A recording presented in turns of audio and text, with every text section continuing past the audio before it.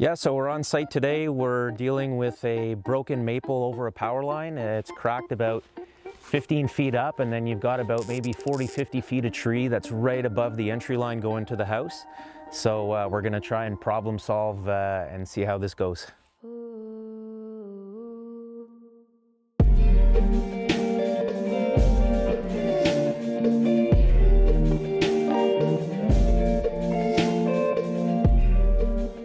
All right, so we got the power line here, the top way above. This guy's cracked up here, so we got our line roped up in this guy. There's still wood attached, so what I'm gonna do is I'm just gonna notch this piece going backside, and then I'm gonna back cut here, and we're gonna try to just reverse this whole thing out of there. It's pretty much gonna be wedged up in that beach there. So at least if we can back it up to the point where the branch is way off and it's gonna get snagged in the beach, at least we'll have brought it a good 10 feet back on this side of the line. Because right now it's a good, I'd say 10, 15 feet over the other side. So yeah, we're just gonna go for it here. You guys ready?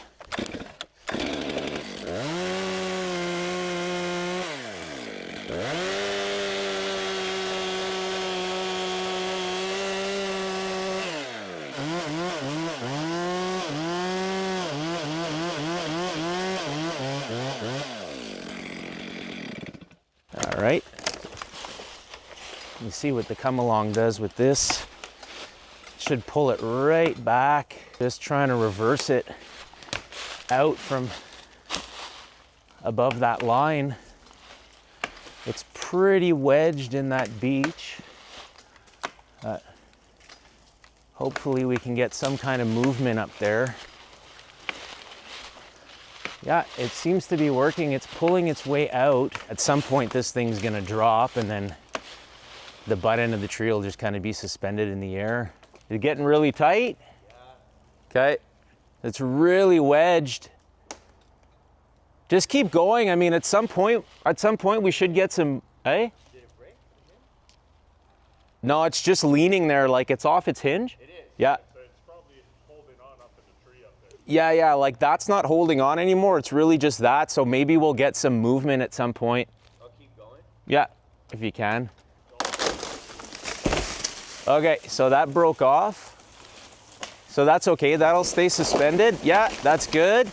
Beauty. Okay, so hold on a sec.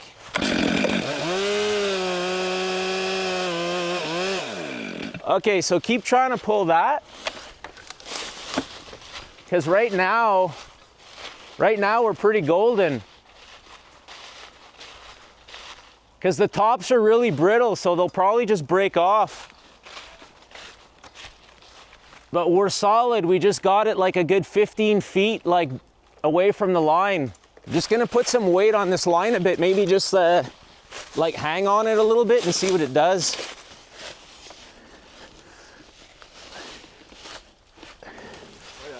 Yeah, a little bit more.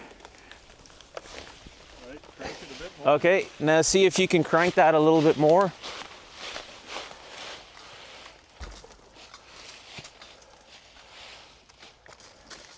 I think we're gonna be able to just... Well, we're gonna have to readdress it. Just pull it right out of there. Because we're almost at the end of the table. Yeah. Okay, just gonna hang on this a bit.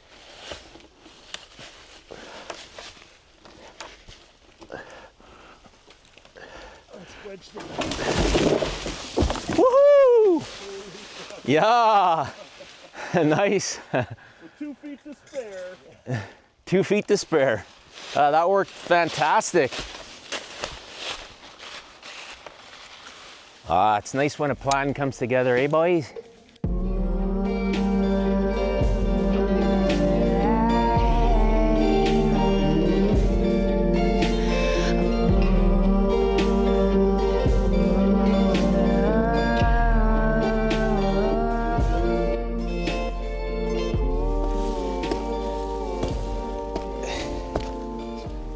Yeah.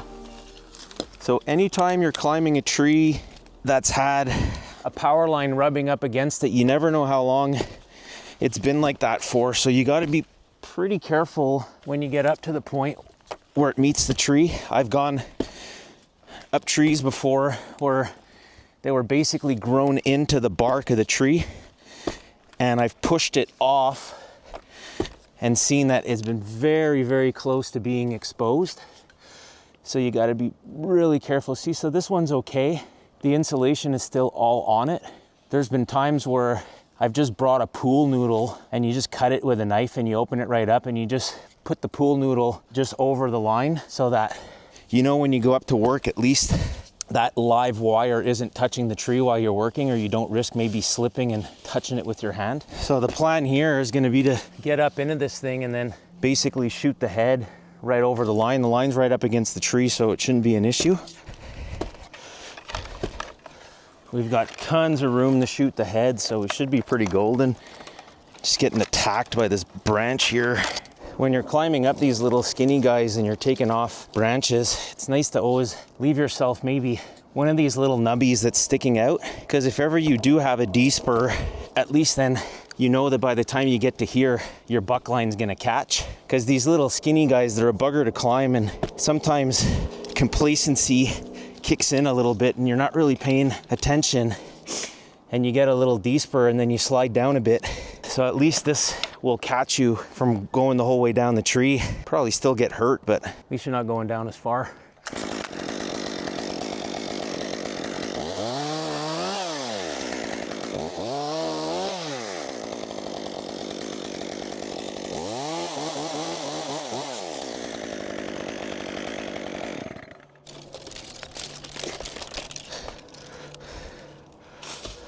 Yeah, I mean, pretty much just put the rope right here. Do you want me to take a smaller top? I can go down and cut it like where my feet are? Okay. Because we don't want the top to be long enough that it nosedives and the butt end comes back on the power line. Don't pull like so hard that I get like a massive shot there. Just guide it over.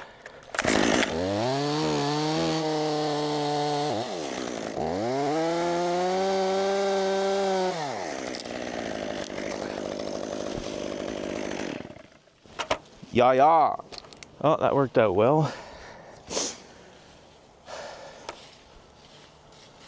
Sometimes it's these little trees that'll get you. You really have to, complacency is really not in the vocabulary. Sometimes you go up to do something that you think is easy and you overlook something, or so you pretty much gotta like stick to the rule book even when you're in small stuff.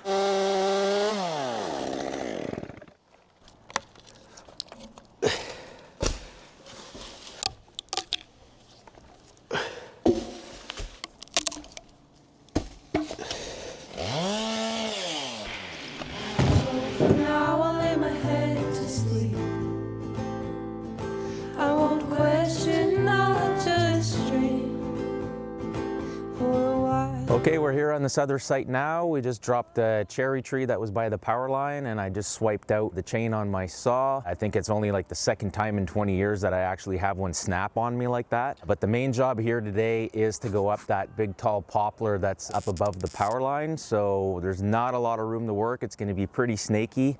Let's see how she goes. All right, up we go. I'll be taking these two guys out here kind of via this poplar, and just got to get really high up into this thing because I don't have almost any room to work. So let's just do it. Let's go. When you're going up something like this, you just kind of hope that it keeps its girth for high enough, because sometimes they go from really big to really skinny quick, and then you're just up in stuff that's moving around like crazy. This tree here, I mean, look, I'm maybe putting like a pound of pressure on it. The whole thing just wants to come right over.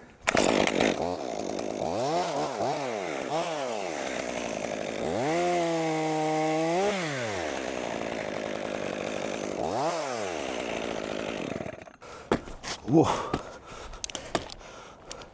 Even this thing, definitely not the strongest tree.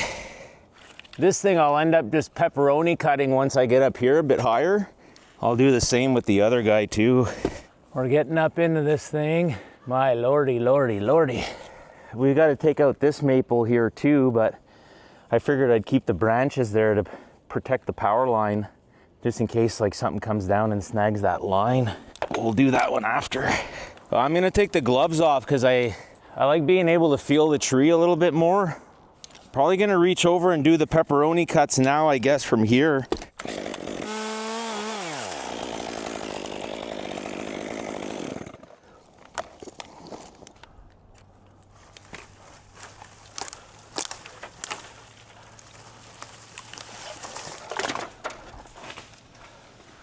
I'm gonna cut another piece off of here.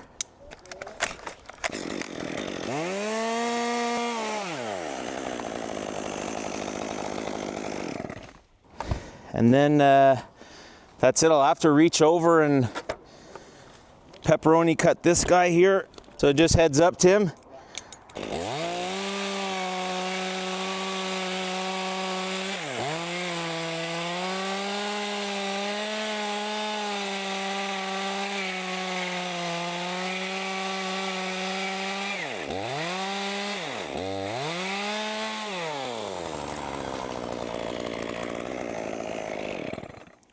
That branch can stay there because we're gonna pull that whole tree over after. So, okay, well, we'll have to get a little lowering line going to get these guys out of here.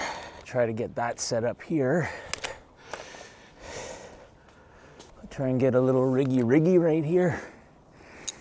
Throw this guy up there. Okay.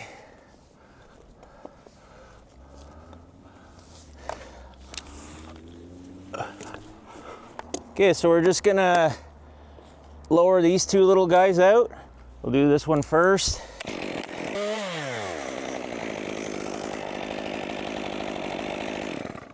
Yeah, there's not much, very much girth left of this tree. It's gonna be kind of wild going up there. I hate tall, skinny trees. So much rather be in bigger stuff. There's never any room to work. But that's why they call us.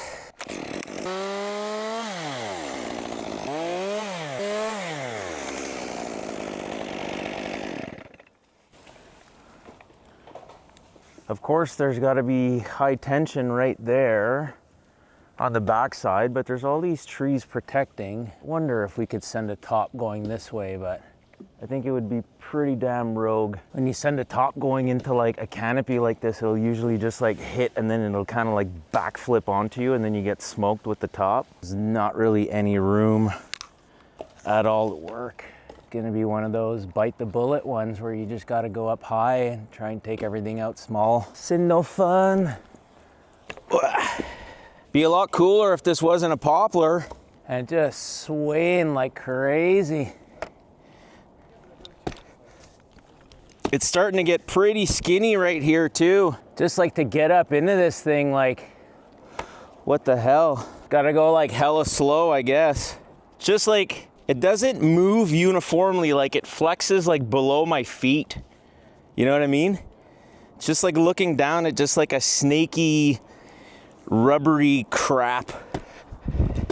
I wonder like if I can get my feet up here and I'm standing on here, wonder what kind of action I can get going on there. I'm just gonna cut a little one, Tim.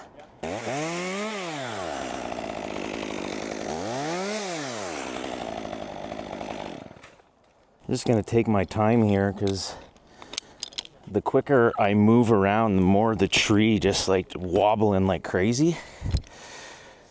And I am up into like the very last of this thing, which is, I don't know how much, maybe like another 15 feet left of top. So I'm really close to being like where I need to be to work. But I just gotta take my time and get up here. See what that feels like.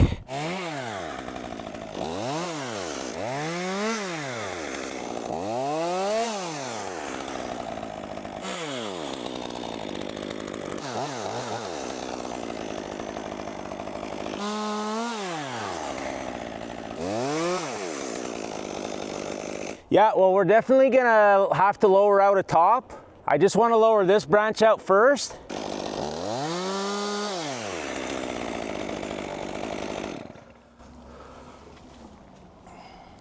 See, even that, just that little tiny branch, really moving. So that's gonna be the deal. We're just gonna set up a little strap here, and we're gonna lower this top out because I can't take a chance. Definitely gonna get a pretty gnarly recoil, I think. So we're just gonna get set up here.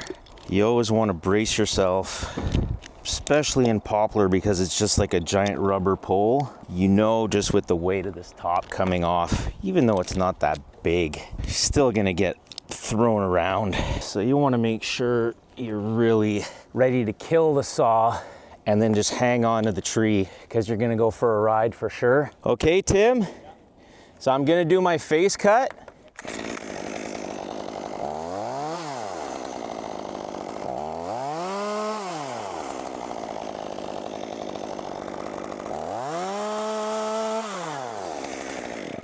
So we got the rope going through our little strap here. Get that up in here. I think we're pretty much gonna be golden like that. Actually, you know what? Just for safety, we'll go around twice, just to make sure it's nice and tight. I like that a little bit better. Get that over there, get that clipped in. You gotta have this on the right side. That's what the rope is gonna catch the top with. Can you try to pull that tight a bit? A little bit more? Yeah, that's nice. The moment of truth. All right, you ready?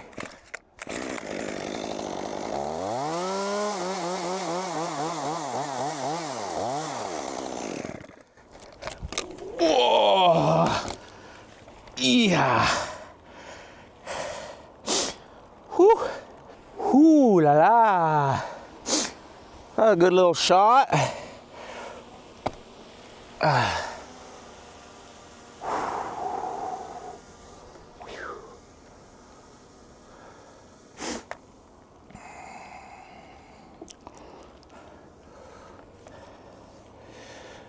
Now it's basically just over-unders, I guess.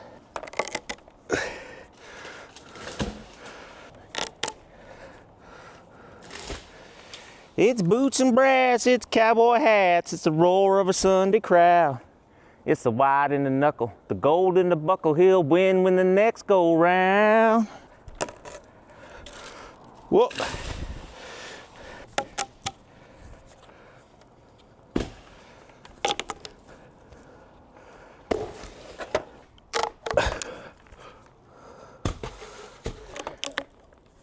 Unst, dost, trest. All right, another one of those power line days. Both sites had a bit of problem solving, but it's always kind of nice when you have to rack your brain and try to figure stuff out. But team efficiency, man, the guys really did well, and our game plans on both sites worked, so I'm really happy with how the day went.